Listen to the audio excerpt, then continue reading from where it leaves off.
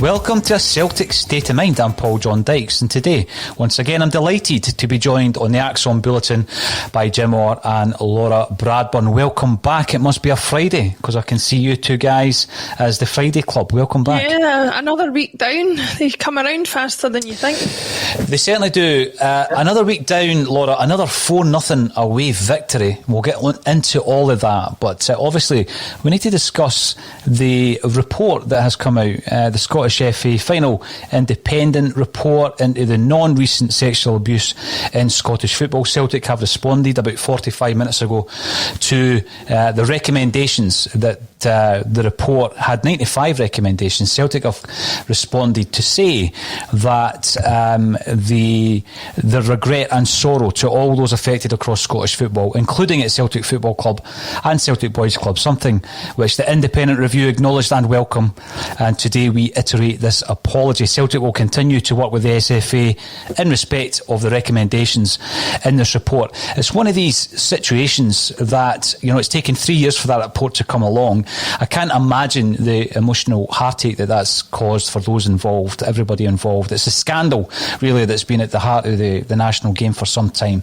I think what we want is the right thing to be done. We want all the victims to be treated with the utmost respect.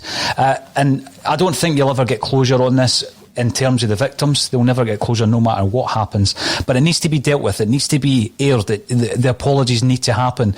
And after that, there will be legalities involved in relation to the victims as well. So, Jim, it's welcome that this is finally progressing. The results of that report, the recommendations were released yesterday in a near 200-page document, which, you know, incidentally, people are able to consume and comment upon very quickly. I took some time last night and this morning to read through that. So it's great that the club have come out and responded, and obviously we will continue to look at that situation as it develops. Yeah, I think, every week we tend to talk about fluff. Football's in the day, it's just a game. This is a very serious issue, and you have to watch what you say about this. And it's good that the club have eventually came out and said something, because obviously they've been very careful about what they say and the words that they use. But yeah, as you said a minute ago, it'd be good to have some sort of closure for the victims, basically, because it's been on far, far too long. And I'm actually of an age group that when the first trial came to be at Celtic Boys Club, the guys are the same age as me, and I know a couple of guys that had to testify. So I know a wee bit more about this stuff, which I'm not going to comment on at this point in time. But 40, 50 years ago, it was a different world to what we live in just now. I mean, people turned a blind eye to lots of things, you know, sexism, homophobia, racism, verbal abuse, physical abuse, etc., etc. I mean, in fact, I'm actually part of the generation who were physically abused at school by teachers, by law. We used to get belted at school. So it's no great surprise that this kind of stuff at the time would have been swept under the carpet by whoever swept under the carpet. But it needs a bit of closure. It needs full closure for the victims, because these young guys have had to live their life through this, and as I said, they're about the same age as me, so they've had a lifetime of this. It needs closure. Absolutely does. And as I say, just before coming on, over the last hour, Celtic have made a statement. It's on their website, and they have been asked. I think the report recommended that various clubs issued that apology. You might be wondering why there's only 3 squares on, and I'm calling you squares in the nicest possible manner. on the screen at the moment. I don't know which Haggerty I invited to this broadcast, but it wasn't Anthony, so who knows who that is. I'm going to have to check who I invited to the broadcast, and if they do appear, I'm going to have to ignore them. So I've resent it to Tony. Welcome to the show, Tony. Sorry it's taken a couple of minutes to get you involved. We were just saying, Anthony, in relation to the fact that obviously this 3-year independent review has concluded, and there's 95 recommendations. Celtic have responded to that over the last hour. We are looking obviously at the situation in relation to the amazing courage actually the people who have contributed to their own testimonies to this report, and hopefully they will get closure of some description. They can never get full closure in such a situation like this, Tony. No, they won't get full closure on it, but I think it's incumbent upon the clubs that are all named and shamed in that document to look after the victims, offer them compensation moving forward, and support at all various stages down the line. That's all that they can do now. But it made absolutely horrific and grim reading, didn't it? If you it did. You know, it's a blight on Scottish football and a stain that you'll never remove. And it's always in this situation, always going to be about the victims. Aye, absolutely. For them, and nothing else. Absolutely is. And, again, the Celtic statement is out there for fans to have a look at. And for any other Haggertys who are in my contact list, I apologise unreservedly for randomly asking you to join a Celtic broadcast. Tony, you're always welcome here at the table. There's a lot happening, as always. Laura was saying it's a long week in Celtic. It always is. It's a short week because it doesn't seem like a week since you were here, but loads has happened since then. Another 4-0 away victory for Celtic. I asked yesterday, have Celtic found their mojo? Tony, have they found their mojo? I think by and large a lot of that game was pretty bog standard, wasn't it? Substandard until the 3 goals in, 5 minutes or something, kind of glossed over the fact that they won 4-0 in the end. But for a large majority of that game, Celtic weren't that impressive, were they? Maybe I'm watching a different game from other people, but the 3 goals in a short space of time kind of put a gloss on it that most people supporting Celtic wouldn't have seen coming. I mean, if they're into some kind of rhythm, because that's a couple of decent wins, I'll talk up the positive on that. But you sort of turn around and you think, is it too little, too late? And if Celtic end up finishing second by 9 points or something around that region, then everybody's just going to say the Dubai trip was a disaster. This is what I'm constantly looking at, Anthony. I'm constantly looking at obviously the points deficit, which has been fairly embarrassing. We're sitting there 21 points behind. That's even after Rangers dropped a couple of points to Hamilton. And you're working out, well, we've got another game in hand. We've got another 2 Glasgow derbies. What is the gap going to be close to, if anything? Is it the maximum that we're going to get? Is it going to be 9 points?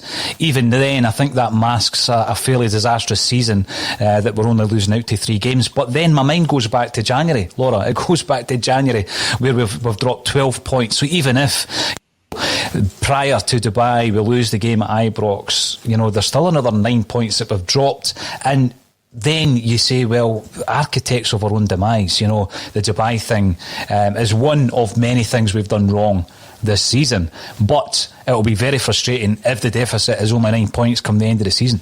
Yeah, I think once the slight moral outrage and all that about Dubai sort of died down, travelling in the middle of a pandemic and all the stuff that we've gone over ad nauseum, the one thing that people didn't want to happen thereafter was for it to have a direct detrimental effect on the actual football season, which, while not as important as the main reason you follow the club, obviously, I think Russell's been particularly vocal from what I've seen of him on the coverage of the games and on Mondays when he's on with Kevin.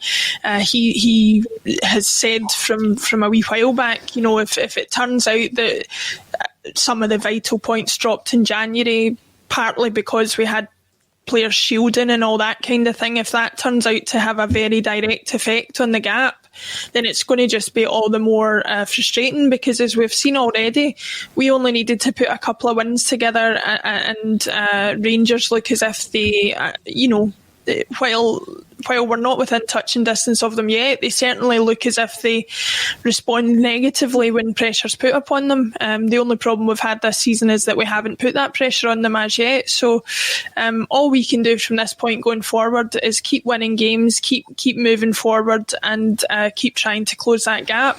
To sort of expand on something Tony said just there, I tweeted, I think it was in the middle of the first half, but it was some of the most uninspiring football I think I've ever seen. Like the first 50, 60 minutes of that match, like we went 1-0 up, but it was pretty turgid stuff.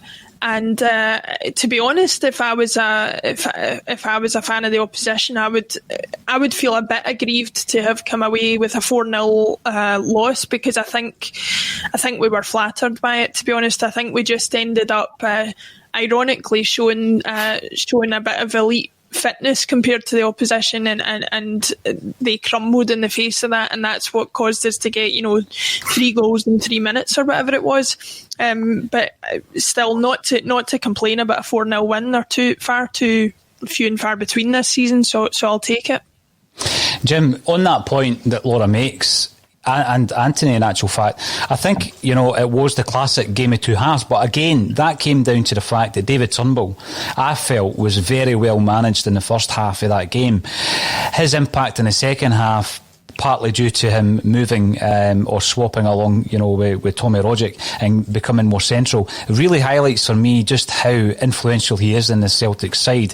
When he plays, we tick. He seems to be the glue in all of this. We've got, for me, Ayer and Welsh, and hopefully we'll talk about Welsh. Hopefully that's our pairing till the end of the season. Once Welsh comes back from his bruising. Up front, you've got Edouard plus another, and hopefully it will be a Yeti if Griffiths can't get back in the side. And then you've got some other decent performers, but you need someone to orchestrate it. And I think that was really quite clear to me, that when Turnbull starts playing, Celtic tick. Jim Orr, that's one for you. Just to echo Laura's comments. It's very good. Just Laura's comments, I actually fell asleep in the first half watching the game. I've done that for years. And it's because I'm old. It was just turgid, as you say. It's a hard watch. But I thought actually the last half hour they played really well. I thought the first hour against Motherwell they played well. I think looking forward, I think we've done stuff to death about Dubai and January, as I said last week, one of the most embarrassing months in the club's history.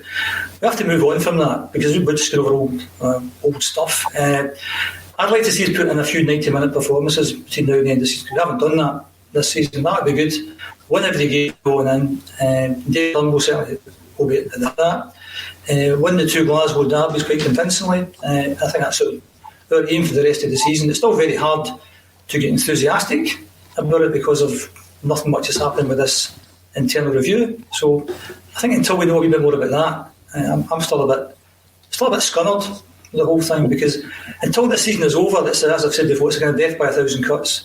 Even though we're winning well, it's still a hard watch, isn't it? Yeah, it wasn't fast, free-flowing football that a 4-0 might suggest. But I'm looking at the fixtures themselves. St Mirren, when was the last time we won 4-0? I think it was commented on during the game. It was some time ago at that park, and it was the same at Killie. That's not a ground that historically we go and give them a turning over. It's normally a 1-0, sometimes a draw, sometimes worse. So I'm happy with 2 4-0 away wins, but I'm not getting too carried away with it. I don't think that I've seen enough in those performances that would suggest that we've turned a massive corner. Although when you listen to Neil Lennon, Tony, he comes out and basically says this is the kind of form that we've been looking for. He seems to paint it in a completely different light, doesn't he? I mean, the big question, of course, is where we're going in the future. Surely, as has been suggested in some quarters, we don't go into next season with Neil Lennon at the helm. Yeah, I mean, we've covered this extensively, as Jim says, in other topics, but a lot of the supporters do not want Neil Lennon at the helm. And Neil Lennon can dress this up all he wants. For the supporters, this is too little, too late. 2 4-0 wins, great, magic, but as I said, you've just touched on there, it's not been free-scoring, rip-roaring, never-boring Celtic, as people like to call them. It hasn't been like that. It's been 2 4-0 wins that, okay, we've kind of grind it out. Well, we're not been at our best. And Neil Lennon can say what he likes.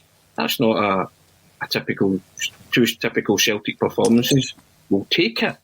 But at times it's been absolutely dreadful to watch. You've sat there and you've kind of went, okay, and you do want to know what's going on. Who'll be at the helm next season? That's the biggest question. And yeah, okay, we might eat into the gap, but Wales are playing with the pressure off as well. So it's easier to kind of play the way Celtic are playing just now because there's no real pressure because the fans have lost faith and there's no real expectation. It's interesting, Tony, sorry, that you say that because I was actually watching Albion Ajetti's press conference yesterday and he didn't even try to put up any pretense that he's feeling any pressure. He actually specifically mentioned the fact that there's no fans in the stadium is making the players feel less pressure. Now, whether from a PR point of view the club would have been happy with him saying that, I don't know, but he certainly seems to suggest from what he's saying that they are feeling a difference. That to me is not an excuse because other teams in the league are still able to put in some great performances without their own fans, so I don't know what makes us different, but it was just interesting to see him come out and say that directly, and I did have a wee laugh as well because one of the reporters said to him, what's changed in the last 3 games that's turned the team's fortunes around, and I think what he wanted to say was, well, I'm finally getting picked, but he obviously didn't go as far as to say that. I don't think personally that he's having the direct impact on the improvement, but he can't help but feel I deserve a shot and I'm in the team, so that must be making a difference. But yeah, going back to the point you made, the lack of fans in the stadium, the change of circumstances, I think is having an effect. They would be feeling a lot more negatively about the situation, I think, if they had 60,000 fans on their backs because of the performances they've been putting in. Or 25,000 fans, as it might have been at this stage of the season. Yeah. Tony, I'm just going to go back. You were was it never boring, rip-roaring, free-scoring whilst Jim Orr is lying on his couch snoring? Have you ever fallen asleep watching Celtic? Come on, this must be a first. Is this an age thing, Jim? I don't think I've fallen asleep. No, it's not. The other thing I was going to say, to try to be fair about the whole thing, I think it's a bit of a catch-22 for Celtic at the moment, because if they were to drop points, we'll get on their back, and if they win well, we'll get on their back, because we'll say, why didn't you do this earlier in the season? So I don't think they can win either way, and that's why it's kind of death by 1,000 cuts, and that's why we can't wait to this season finishing. The worst has already happened, Jim. The worst has already happened. The horse is bolted on this season. And they're playing now. There's not a lot of pressure on them now. All they're doing is playing to try and reduce the gap. And what they've got to play for now is the 2 Rangers games and hopefully win them and restore a wee bit of pride and give the fans something to maybe look forward to under a new regime next season with the players that you're talking about, Paul John, David Turnbull, Albion Ajetти, Laura's mentioned as well, maybe having some impact that can give you something positive to take into the next campaign. Hopefully, we all agree under a new regime. We'd like to know sooner rather than later about that. The director of football or whoever's coming in. But again, as Jim says, you just want this season over and done with because it's been dreadful. It's been absolutely dreadful, and I think I said a similar thing at the end of the match the other night. There was a bit of confliction and emotion when we started winning games again because I'm desperate for Neil Lennon to go, obviously. But I've reached the point now where I don't see him going. I don't see them making that decision before the end of the season. So I'm actually back to a stage of saying, well, the results are going to have no impact on whether he's here or not, so I may as well enjoy the victories when they come between now and the end of the season, and we'll see what happens in the summer. I think when I'm watching Celtic at the moment, I'm looking at any of the kind of bright sparks who might form part of the team next season. That's pretty difficult though, Anthony, when you think about the whole wealth of players who may well be on their way. We've already seen that mass exodus beginning with Frimpong, Ilhamid and Cham. And yesterday I said, surely we cannot allow Christie, Edouard and Ayer all to leave this pre-season. I mean, that for me, it's almost unsalvageable. I mean, it's a huge rebuilding job if that was to happen. Well, they will leave this season if the right offer comes in. And I think, if to be understood, there's offers of a lot of attraction in Eddie, a lot of attraction in Ayer. Christie's probably the one that I'm not so sure about. Maybe someone down south might take a punt on Christie. But if it's the right offer and the right money comes in, those three players will leave the club. But yeah, you then have to say the money they get in, it has to be reinvested in bringing in similar or better players. If you can get similar or better players, but they have to bring in like for like. They cannot cut corners and bring in players of lesser quality, because then you will face another season like you've just had if you do that. But if you're going to sell 3-year prize assets and you probably get decent top dollar for them, then you have to bring in guys, no more projects. We discussed this a few shows ago. Fed up with projects. The fans are fed up with guys that they think they're taking a punt on and could punt on for more than go out and get tried and tested players, right?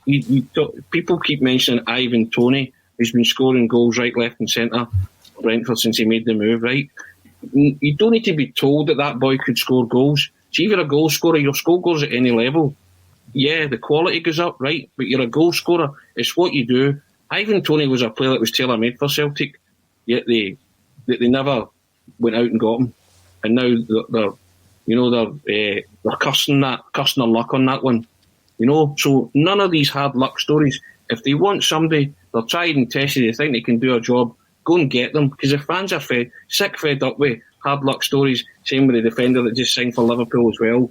None of this, And see if you're ambitious as well, go and ask the question about John Joe Kenny. Because he's made a big difference. He came into the side and people like the look of him. And if he likes the look of us, then go and ask the question, would you fancy signing for us? Because players like that is what you need. You can't get enough good players in your team. You see when people say to me, him and him can't play together, I think that's complete and utter nonsense. You cannot get enough good footballers in your team. Because if you get enough good footballers in your team, you'll be a right good team.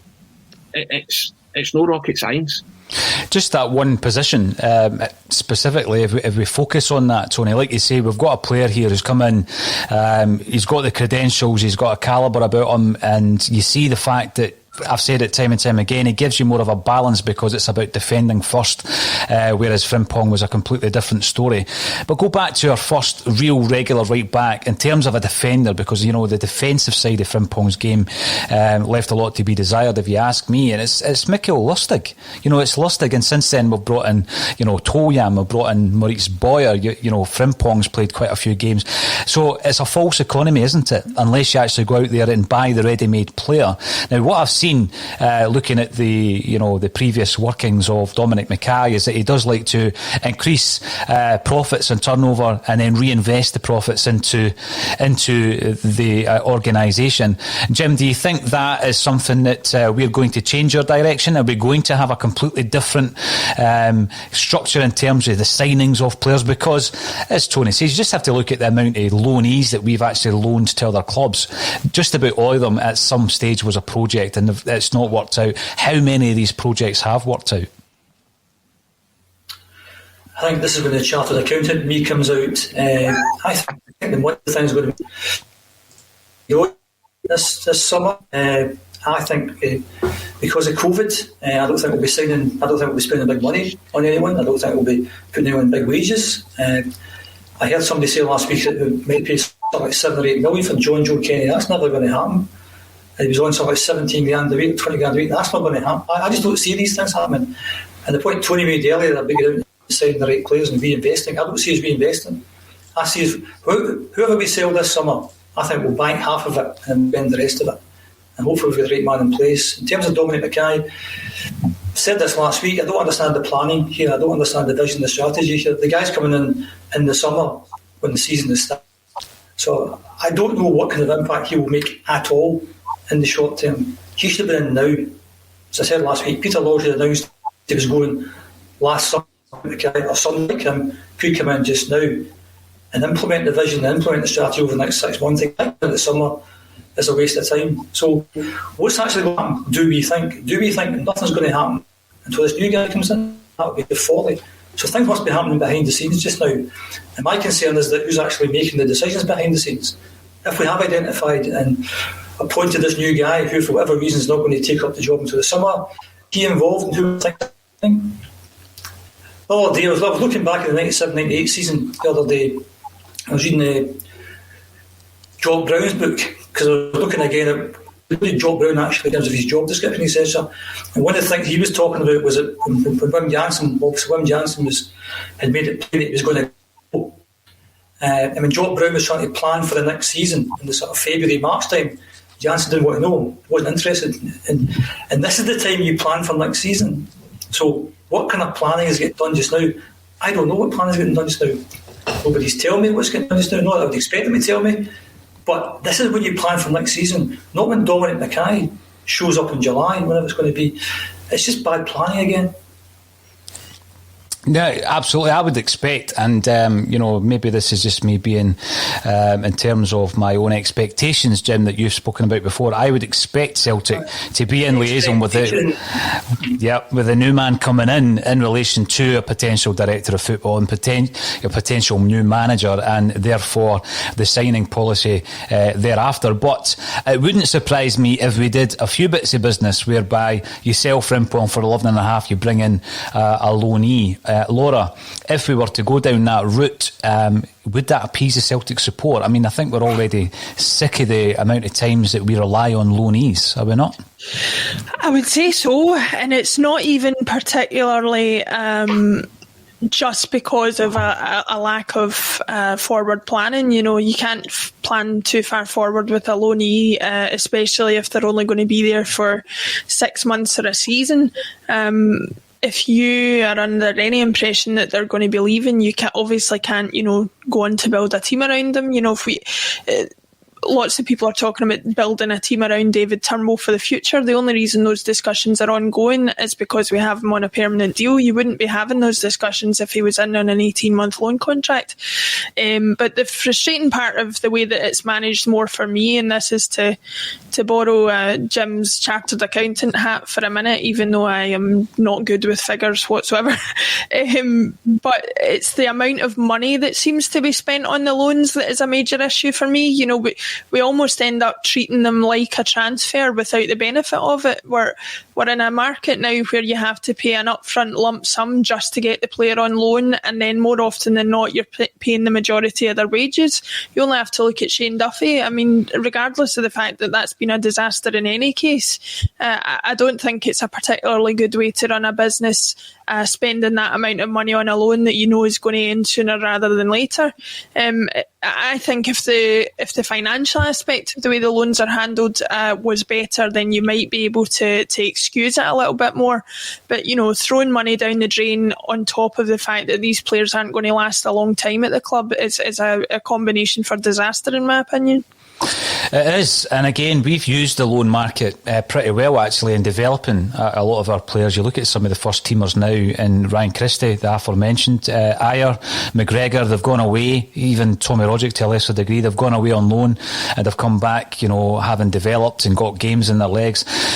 Tony, when I look at the kind of loanees now, the guys that have gone out, there's obviously quite a few young guys out there, but you've also got all these projects, haven't you? Your Shved and Bio and all these kind of guys. And I mean, talking about a misuse of your funds that Laura's just said on the loan deals, we've done it with our permanent signings for so long now. And when the new regime comes in relation to transfers, there needs to be, for me, a different structure. And there's been a lot of talk over the last few days because obviously we need to look at the recruitment. And with a new structure, there's a suggestion that we might go down the route of having some kind of technical director of football, perhaps a buffer between the man managing the football team and the CEO. Is that the way forward for Celtic? Do you know what? I'd like that, because then a technical director would be able to identify players that have a position for a reason. I think it's a scandal this season that Celtic have been playing with a makeshift defence almost every other week. Playing a midfielder in central defence, various things like that. Players have positions for a reason. See if you need a right back, go and scout right backs. I spoke about it. Go to all the top leagues in Europe, go and scout a right back. See if you need a central defender, go and scout a central defender. I mean, don't be bringing me big massive guys who play centre midfield but you think you can turn them into a centre back.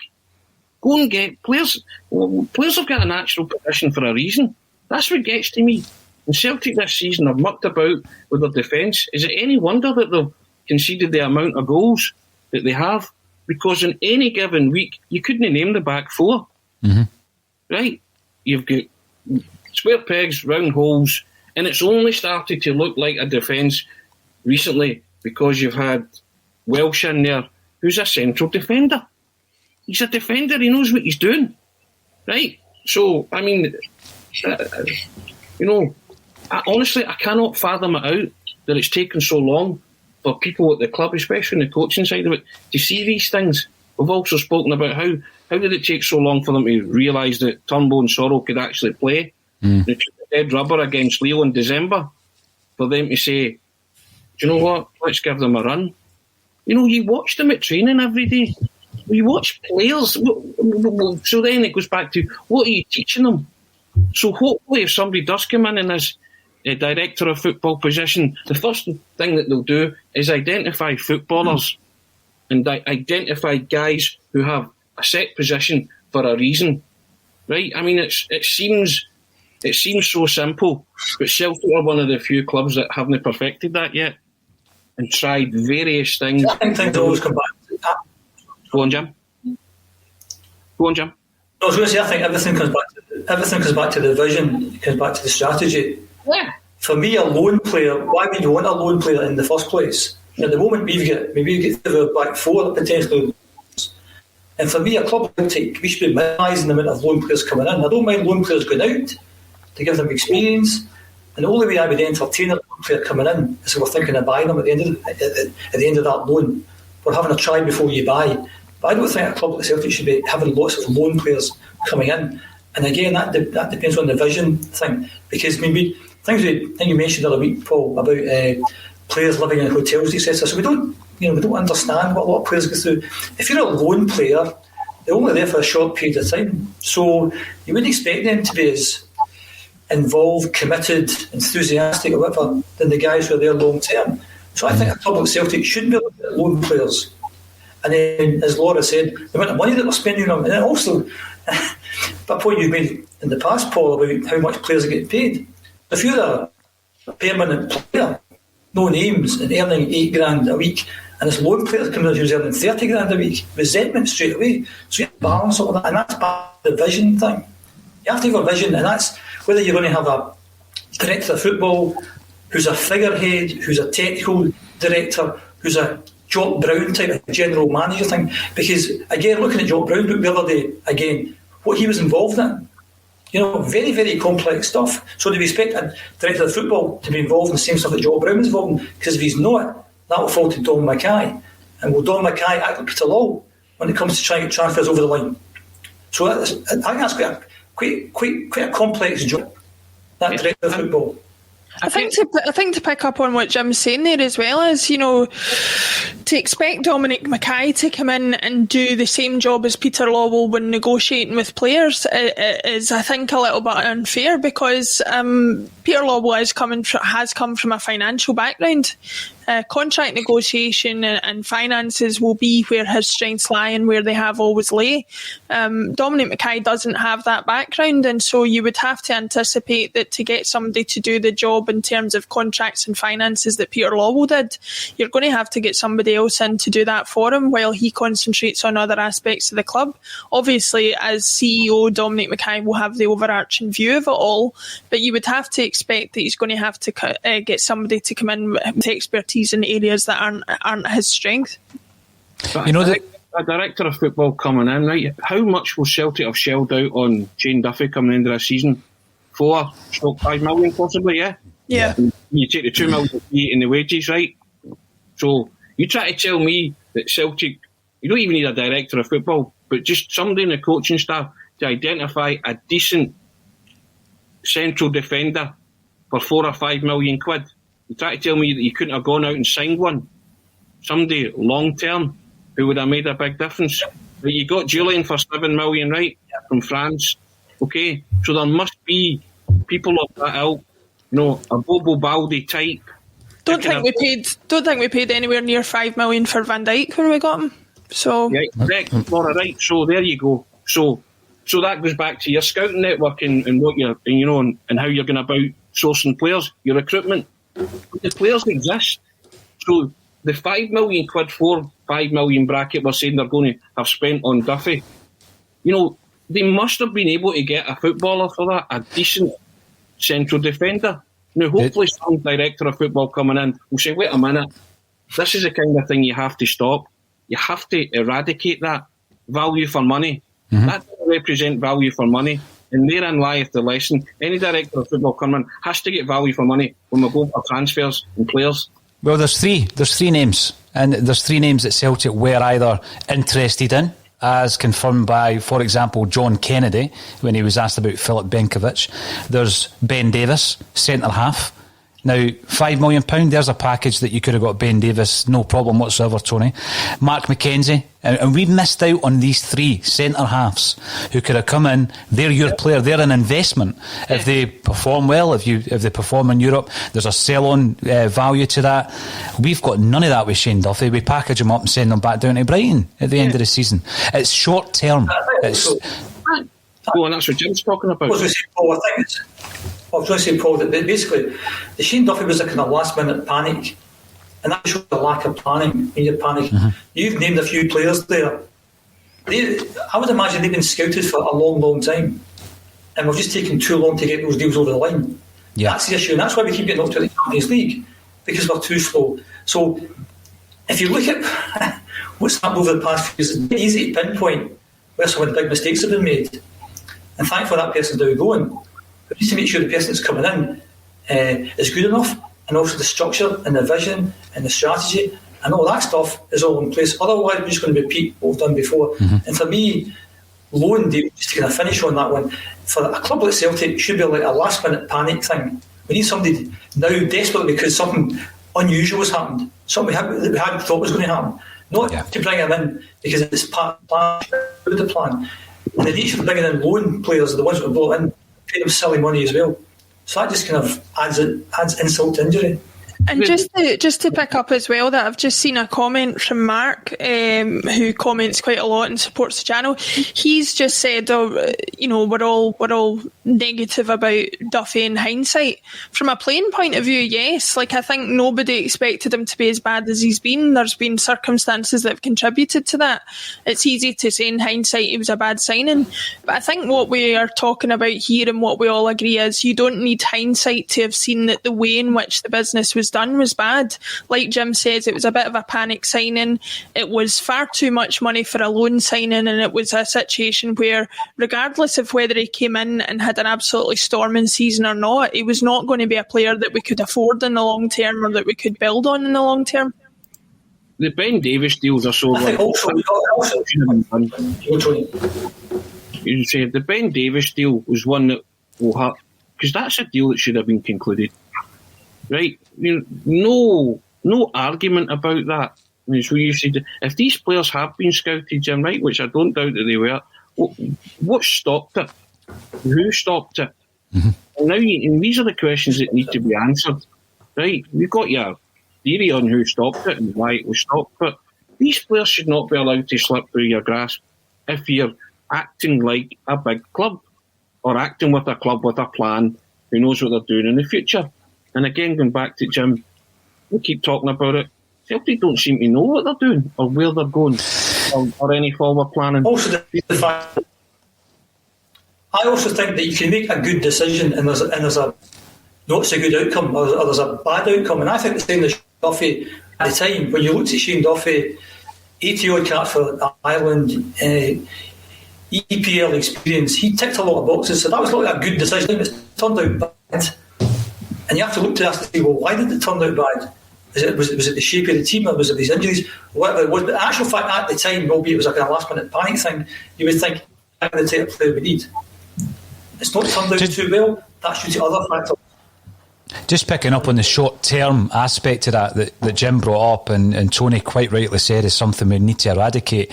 Laura, talking about a short-term vision or a short-term mentality, I was listening to Neil Lennon, who was asked the question yesterday, I think, or this morning, and he's talking about taking, and this is the worst football cliche of all time, game by game. He's taking it game by game. And I think it's a small aspect of it, but it just shows you that short-term mentality that Celtic seems to have fallen into. I agree with Jim. There's certain occasions where you have a goalkeeper crisis and you've got loads of fixtures coming up. You don't want to throw in a 17-year-old. So you go out and you get a goalie in on loan, an emergency goalkeeper. Same thing happens, I guess, from time to time.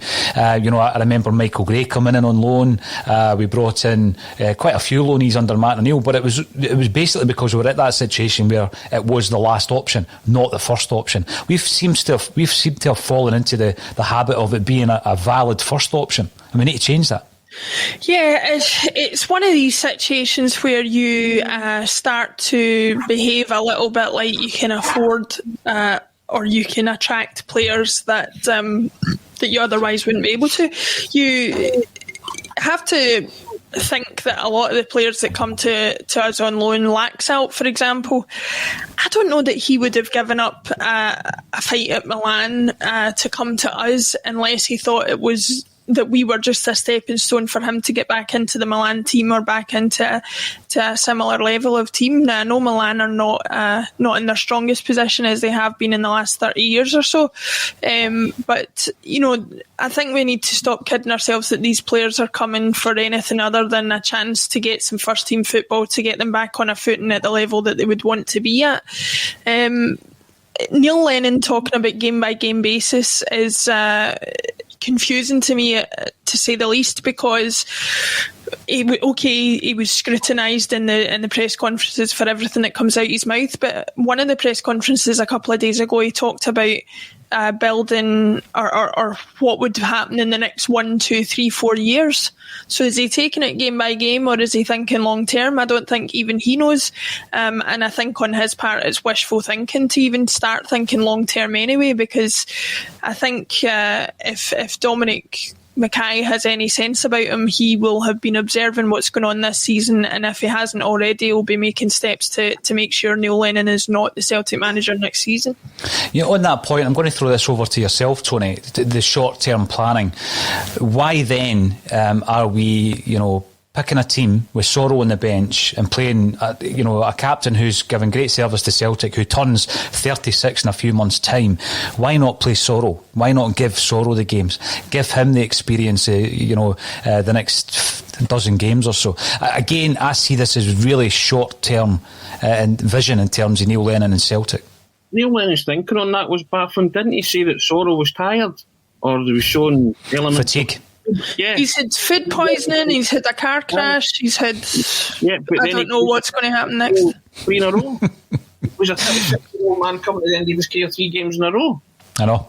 So that's baffling, alongside many other things this season that Lennon has said and Lennon has done with his substitutions.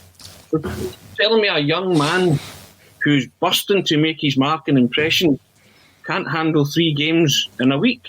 Are you kidding me on? See, if you tell a player he's got fatigue, he'll feel it, right? See, if you say to him, you're going to play the next 3 in the spin, get yourself right up for that, he'll get wound up for it and he'll play and they'll have no issues. So I can't understand how somebody has to take me aside and sit me down and say, Sorrow's got fatigue because of X, Y and Z. And then there was something going about on Twitter and Facebook that Turnbull can't last 90 minutes because he's got some medical thing from the doctor saying it's not feasible. I mean, complete and utter rubbish, right? Unless somebody produces that certificate and says to me, there it's there in black and white. I mean, this is a guy that was walking around the track last week against Motherwell and he was raging to be taken off. Mm-hmm. And he was taken off at 2-1 when the game was precariously hanging in the balance. And you take a potential match winner off, somebody that's going to create that third goal that will give you the breathing space. You end up kicking one off the line for 2 weeks in the 94th minute. And also, what kind of doctor worth their salt is going to say, well, they're all right to play a game for 70 minutes, but not 90? They're as at risk for the first 70 minutes as they are for the last 20, surely. I know, that's what I mean. I mean, how baffling is that? I mean, no doctor would say that. If you can play 70 minutes, you can play 90, as Laura's just said, they're right. And I get that they're protecting him because he's had such a really bad injury. I get all that. But the guy's desperate to play football now because he's recovered. And he's recovered that fitness. So, and then to play, I mean, the original point, why is Sorrow not in the team if he's the future? And that's the forward plan. For him not to feature is, it's short-termism. If you're going to give Scott Brown all these games, the manager's the very one that told you he can't play that many games. So, he's going against his own advice then. And he's annoying the Celtic supporters in the process because they want to see more of Sorrow moving forward. We absolutely do. We absolutely do. Club. Or if not, there should be. So, again, baffling. He just continues to baffle you with some of the statements that he's made. Contradictory. And I don't think he listens back to what he says during press conferences. Because if he did, then he would know. I'm not sure he listens to it coming out his mouth. We're talking about short-termism, and it's something that Martin O'Neill did do as a manager of Celtic. You think back to O'Neill and you think about all the big guns that he brought in, but there was a lot of kind of short-term players, and there is a link here, by the way, and there is a point to this. One such player was Ramon Vega. Now, I caught up with Ramon earlier on this week, at the beginning of this week, for an interview for a Celtic State of Mind, and that interview will be going out tomorrow. So although we will be having a day off before the Valentine's clash against St Johnstone, we will be putting out content, and it's an interview with big Ramon. Jim Orr, what's your memories of Ramon Vega? He was only with us for about 6 months. Big solid centre half. But when you were saying that, it actually occurred to me, was he maybe one of the first loan players that we've ever had? So I can't remember stuff happening before the year 2000. Remember, the loan system was completely removed from Scottish football after there was an issue with Derek Ferguson going to Falkirk. Can you remember that? And then there was no loans for years and years, and then it was reintroduced, I think, in the late 1990s. So that's a good question, Jim. I can't, off the top of my head, think of someone coming in on loan previous to Big Ramon. Again, I was thinking back to the 97-98 season. I was thinking, who did we have on loan that season? Nobody. I can't think of Bengals this season. I can't think of that. Barnes, I can't, because obviously we spent daft money under John Barnes. We didn't bring him. So I think maybe Vega.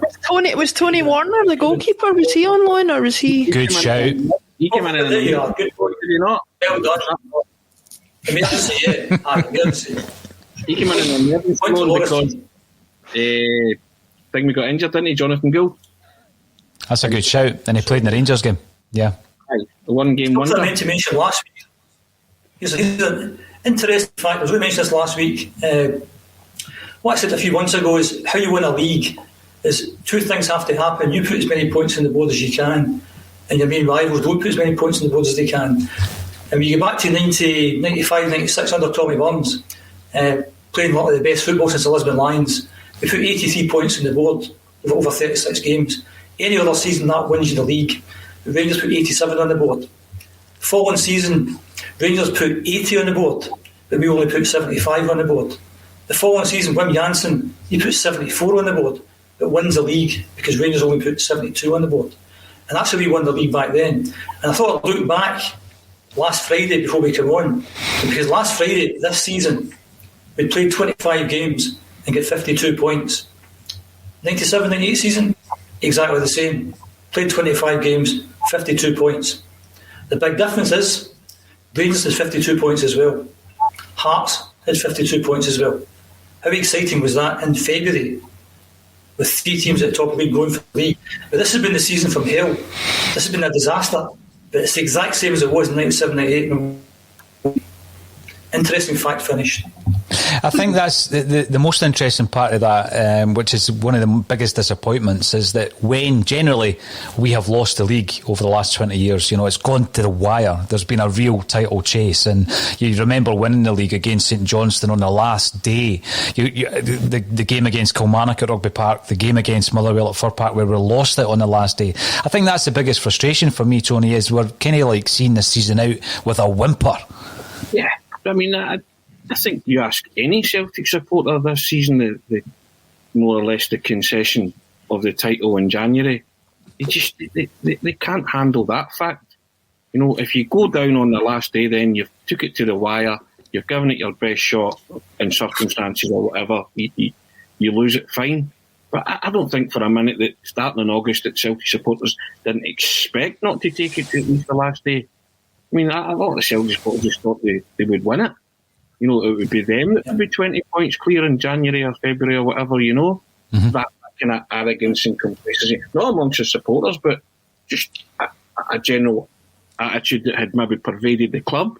But I don't think anybody expected Celtic to be behind the 8 ball so much in January, February. You know what I mean? But they certainly expected to put up a challenge. Rangers have cantered. And Rangers have cantered because they've not been put under any pressure at all. Mm-hmm. There's a lot of ways earlier. Go on, Jim.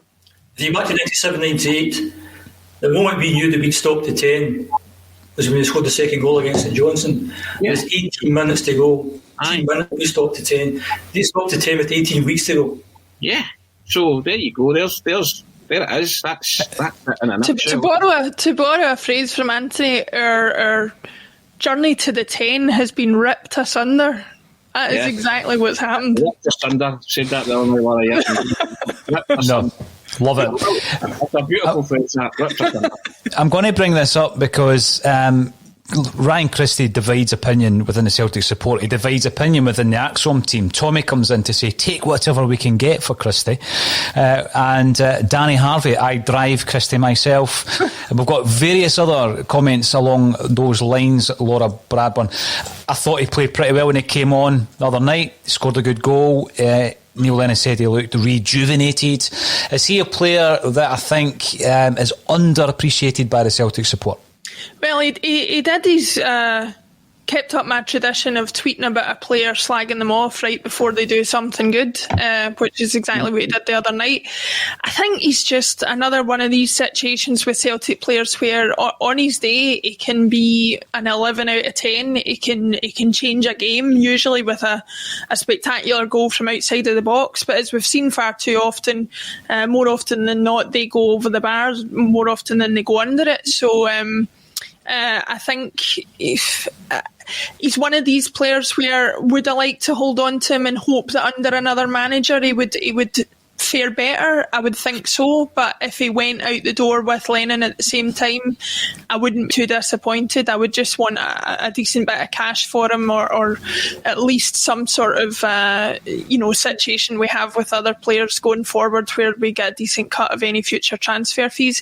He's not, to me, he's not irreplaceable. He's not a James Forrest, for example, as we've seen this season. James Forrest is a player who I do think was underappreciated by myself as well, and has obviously, with hindsight, played such a massive role in the last decade of the team that we've only really come to appreciate in the one season where he's really hardly been able to have any impact. No, you're right. What's your thoughts on that, Tony? David Turnbull is a player Ryan Christie thinks he is. There's another great quote, isn't it? David Turnbull is the player Ryan Christie thinks he is. Right? Seriously. That's David Turnbull's a footballer. Ryan Christie believes his own hype, thinks he's a footballer, but doesn't do it as consistently as Turnbull has done since December. There's a difference. Right? And Ryan Christie, I don't know what's happened, but his head's been sweetened somewhere along the line. Because when Ryan Christie first came into the team at Murrayfield in the semi-final of the League Cup, that was a hungry player, wanted to make his mark and prove himself, had a stormer against Leipzig as well at Celtic Park, and was riding the crest of a wave at that point. And then somewhere between the lines, he thought, hey, I'm the man. This club can you know, I'm indispensable. And you have that kind of attitude, you find that that's not the case. And then like you say, it speaks to a kind of questionable attitude that he doesn't need to perform very well for very long before he starts getting ideas above his station. You know, and Ryan Christie would have earned the move to wherever he's going by the end of this season, if that's the case. But I'm going to be interested to see the actual real interest in Ryan Christie at the end of the season. Because see, if you're watching him, you're thinking, yeah, there's a player there, but Laura alluded to it there, attitude, something wrong with it. You know, I don't know, but and I don't know who's been filling his head full of, you know, you can maybe get better wages down south, down here, because that seems to me what's happened to Ryan Christie. He's regressed. He has regressed. The big thing as well is Inverness have a 15% sell-on clause in Christie's deal, so that will be interesting in relation to the transfer fee. Talking about loanees, we were talking about Ramon Vega. Sorry, what was that, Jim? Okay. I think he's a wee bit harsh on Christie. If it wasn't for Christie, we would never won the Scottish Cup. I think for the first 3 or 4 months of the season, he was our best player by a mile. If he's on the wages that you said he was on before, I could well understand why he's a bit miffed at some of the stuff that's happened. But I think Ryan Christie's contributed a lot this season, so I think they're both going to be a bit harsh on him. That's my... I'm not saying he's a bad footballer, Jim. I'm just saying he's hit some kind of comfort zone, you know, and it shows. You can tell, you know. I found it interesting that the wages I said he was on were also published a couple of weeks back by that report who published the wages of every footballer in Scotland. So I'm going to say that's probably accurate. We're talking about loanees. We're talking about Ramon Vega. Laura piped in with Tony Warner. What about Scott Marshall? Remember Scott Marshall? Gordon Marshall's brother? We brought him in from Arsenal. Did he come in? He only played against Rangers as well, I think. One game. Yeah. Did he come in, Jim, before Tony Warner? There's the question. No checking the Celtic wiki. I think he came in 97, didn't he? I think he did. He came in, played one game. Oh no, you've snatched victory from the jaws of defeat there. I'm gutted. Possibly, and by the way, that was without Googling it. But there you go, there's the loanees in terms of Celtic in the past. Now it has become the norm. We've got 4 in at the club at the moment. 3 of them were sitting on the bench. Huge amount of wages going to loanee players sitting on a bench. It's frustrating, it really is frustrating. But moving on, I seen a very interesting story the other day there, that there's been a Celtic documentary in the mix, and at first when I said it's going to be shown on Al Jazeera TV, that's a bit unusual, but then I looked at the director. It's Jamie Doran who's directing this documentary, focusing on Celtic, the fans. He's done an interview with the Albanian Prime Minister. That Jamie Doran is the same chap who directed Lord of the Wing. Now if you look at his profile on IMDb, it's mainly kind of war-torn documentaries that he focuses on, but there is one that stands out, and it's Lord of the Wing, the Jimmy Johnston story. And I think you'll probably all remember the time when Jinky was taken to the recording studio to record a song with Jim Kerr and Charlie Burchill. So that was part of this documentary. And for me, I actually went through a process last year, during lockdown, of accumulating every Celtic videotape. I think there was 70 odd or 80 that's on the library, because there's something we're going to do with them at a later date. But one of the last ones that was ever manufactured was Lord of the Wing. So I've watched it fairly recently, and what I did was I actually met up with, I'm trying to remember his name, his surname is Healy, Jeff Healy. Jeff Healy was the producer of that documentary, and he tells me, Tony, that there was loads of footage that never made the film because there was a rush to get the film out. So they had done loads of interviews, some with Jinky himself, one with Shane McGowan, and Shane McGowan wrote a song about Jimmy Johnston, right, which has never ever been recorded, but he sang it and he played the acoustic guitar on tape. And Jeff Haley's still got all the footage, and he lives down south. We went down to visit him last year. And so hopefully at some point we can get all that footage and use it. But Jamie Doran is releasing a new documentary on Celtic that's going to be on Al Jazeera TV. I don't think there'll ever be a documentary about this season, will there, Tony? No, in a word, no. And you wouldn't want there to be a documentary about this season, would you? To be fair, where did it all go wrong? Probably would be the title of that documentary, I would suggest. I think you would find it would be called "The Men That Sold the 10" or something. Don't play for me, Dubai. Yeah, yeah, something like that. The men who tell us in the comments any good titles in the comments. We would take the 10. That he would. They'll live and die by that, won't they? So yeah, something like that. I wonder how many authors were halfway through or 3/4 of the way through their 10 in a row books, and the manuscripts have been chucked on a fire alongside Brendan Rodgers' autobiography. But let's look ahead to Valentine's Day, Laura, and St Johnstone. St Johnstone away, another tricky wee tie. I think it was the last away game I was at. It was against St Johnstone when the mentioned that Ryan Christie scored the free kick in the cup.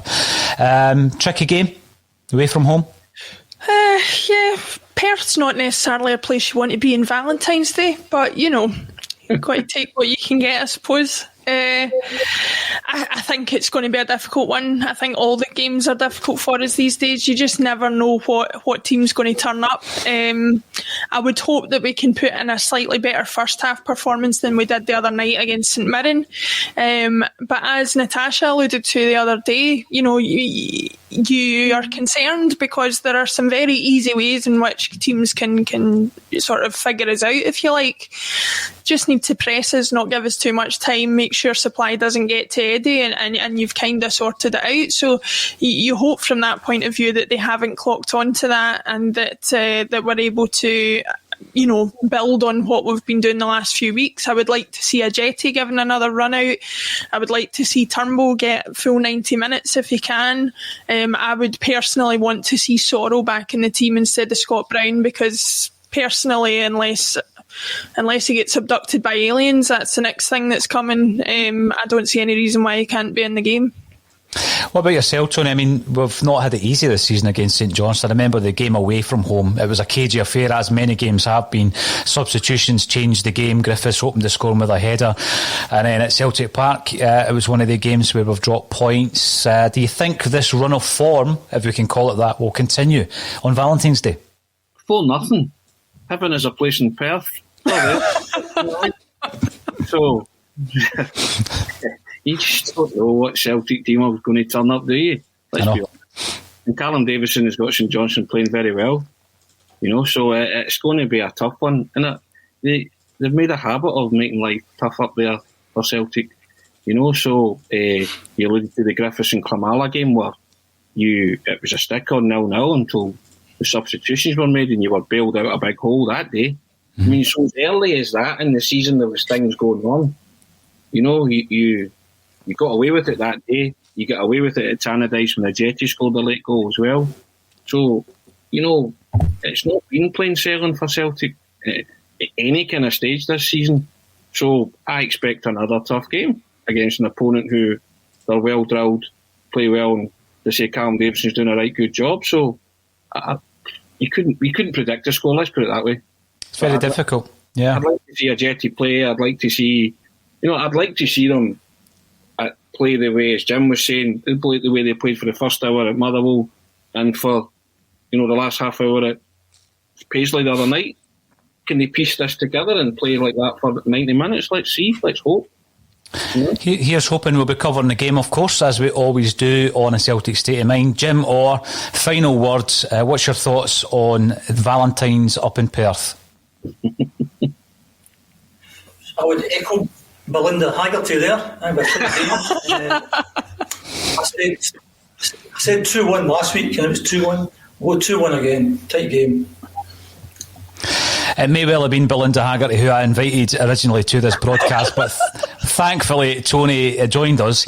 I've got to thank everybody. We haven't had as much time to go through your comments because we do have three very vocal pundits on a Friday, and it's always welcome to see Laura Bradburn, Jim Orr and Anthony Haggerty on a Celtic State of Mind. Thanks everybody for getting involved. As I say, we'll be back tomorrow with Ramon Vega, and then we will be back on Sunday, Valentine's Day, very briefly for the match day experience. Thanks everybody for joining us on a Celtic State of Mind.